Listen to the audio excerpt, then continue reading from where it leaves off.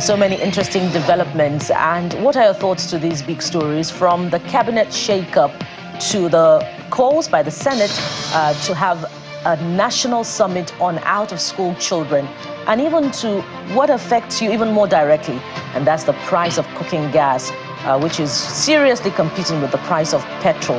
How are you coping with that? Nigerians had begun to say that perhaps they would return to cooking with charcoal. Is that a very healthy option? Of course, we've had that conversation before. Maybe not sufficiently enough. Perhaps we'll be returning it.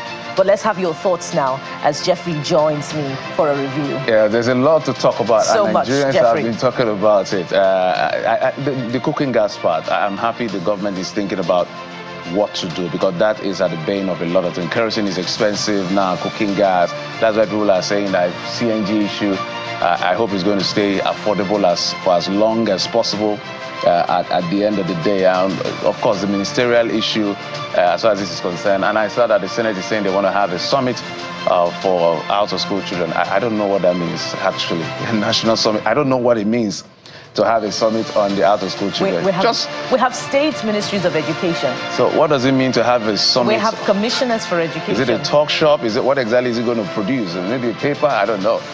Just get the work done. The children are out of school. The funds were necessary. I don't understand that. Anyway, let's hear from some of the things you've been talking about, where the Minister of Works, Mr. David Umahi, has issued a 7-day ultimatum to Julius Berger to accept the federal government's offer of a particular amount of money for the completion of a 82-kilometer section of the Abuja-Kaduna-Zaria-Kano road. The first reaction is coming from KES. What if the money is not enough for them to deliver very quickly? I understand it's to the tune of 740 billion naira plus. So I don't know whether these issues are around variation, because sometimes when you enter a contract due to inflation and all of that, cost of materials or whatever cost entity or variable could actually change. So contractors can come and say, the initial amount is not going to work. So the next one, Bukola. Well, this next one is from No U-Turn, who says, are you re-evaluating their contracts based on your depreciating currency? Do you think they already have a stock of all construction materials right from the day of the original award? How about wages of their expatriates? At Dave Umahi, Nigerian currency is dropping daily. I believe he meant to say in value. That is where premium comes in. I am great to this. Some people would beg to differ as far as the pricing of contracts is concerned in Nigeria. Some people believe that they're over-bloated, and some ministry officials may be profiteering from the process, because if you check according to international standards, if you go to other African countries, for instance, the pricing of contracts is way lower than what is quoted in Nigeria. All right, so perhaps we need a benchmark, a standard benchmark for the pricing of contracts, such that taxpayers' money will be effectively utilized. I'm great. This. What are the options available that can do the same job or better if we have? Let's use our other options. Our options, if we have the amount, if we feel the amount is small. You have the next one. Blue Stack says they abandoned most sites because of your unstable naira and bad economic policies. They keep reevaluating costs week after week. Of course, we cannot rule out that. Inflation plays a key role. That's why there's something called variation in contract. Let's talk about the big one that we've been talking about. Ministries that have been scrapped, merged, sacking, appointment, redeployment, and all of that. So when I looked at the list, some people it looks like a downgrade, others look like an upgrade. Anyway, California says, is this a name?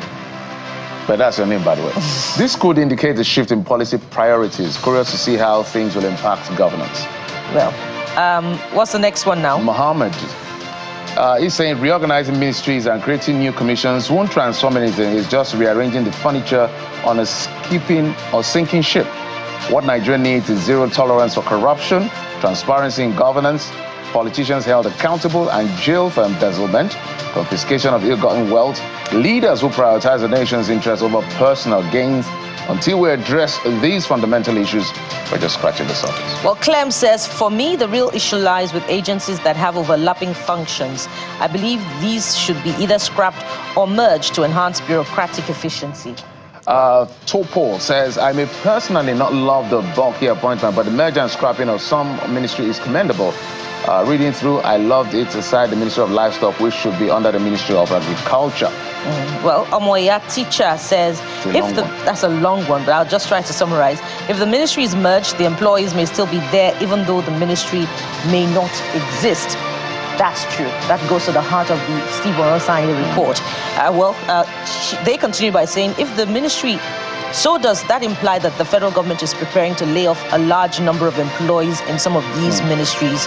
And they conclude by saying, first, sports development in the country will suffer a significant setback, and many Niger Delta militants will return to the creeks. Well, that depends on the ingenuity and creativity of the Sports Commission.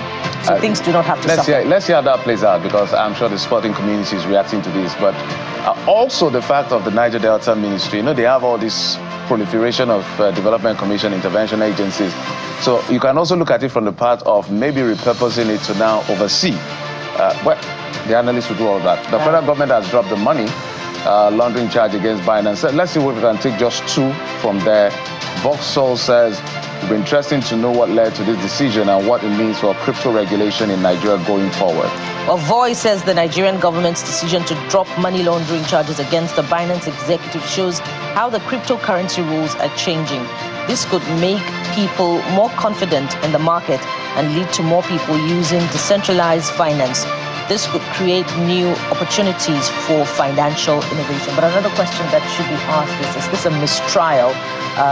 Why waste the time of the executive for a trial that never got anywhere, and then the negative image that he has had to suffer as a result of this? He's within his right. If he wants to sue the government, he's within his right to do so. But they've let him go on held grounds, and also the fact that he works with the company, doesn't have the broader understanding of the financial operations of the company and all of that. So when I read I haven't seen everything, but what I read is what I'm inferring. But hey, let's get to that big conversation for the day. We're going to start off with the sacking, the reassignment,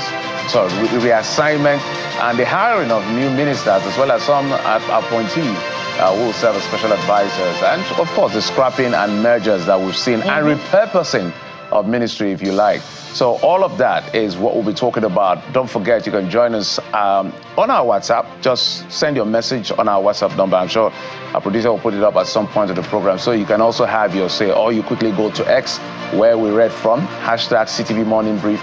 Let's hear your thought. We should be able to take it sometime within the program, because it's our country, it's our nation. Our president has made a decision. What's your reaction? That's the first focus. As we take this break, we'll be right back. Join us again.